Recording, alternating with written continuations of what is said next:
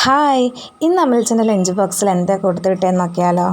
നല്ല കുത്തരി ചോറ്, പിന്നെ പ്ലാൻ ചെറുതായിട്ടൊന്ന് മാറ്റിയ കോവയ്ക്ക മെഴുക്ക് പുരട്ടി. അതെ, ഈ പ്ലാൻ മാറ്റിയ എന്നുള്ള കാരണം എന്നാണെന്നറിയോ? കുറച്ച് തേങ്ങ ചിരവി ഞാൻ ഫ്രിഡ്ജിൽ വെച്ചിട്ടുണ്ടായിരുന്നേ.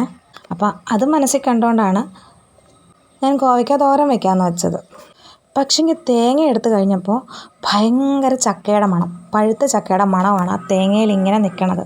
ഞാൻ ആദ്യം അച്ഛയെ പറ്റിക്കാൻ വേണ്ടി കാന്താരി ചമ്മന്തി അരച്ചേ, അതിൽ കുറച്ച് മുളക് പൊടിയും കൂടി ഇട്ട് കളർ നൈസായിട്ടൊന്ന് മാറ്റി. ചമ്മന്തി അരച്ച് കഴിഞ്ഞപ്പോൾ മണപ്പിച്ച് നോക്കിയപ്പോൾ ചക്കയുടെ മണം. അപ്പോൾ എനിക്ക് മനസ്സിലായി പണി പാളിയെന്ന്. ഫ്രിഡ്ജിലിരുന്ന് ചക്കയും തേങ്ങയും കൂടെ കുശലം പറഞ്ഞാണെന്ന് തോന്നുന്നു.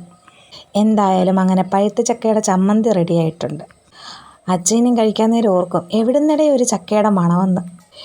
ഇന്നത്തെ മുട്ട പൊരിച്ചതിനകത്തും പ്രത്യേകതയുണ്ട്.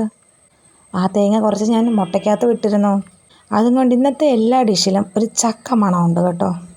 പിന്നെ തേങ്ങ അത്രയും കളയാൻ പാടില്ലല്ലോ, ഞാൻ രണ്ടും കൽപ്പിച്ചങ്ങ് അരച്ചു. അങ്ങനെ അമലിച്ചൻ്റെ ഇന്നത്തെ ലഞ്ച് ബോക്സ് റെഡി ആയിട്ടുണ്ട്. നല്ല തിളപ്പിച്ചാറ്റിയ വെള്ളം എടുത്തിട്ട്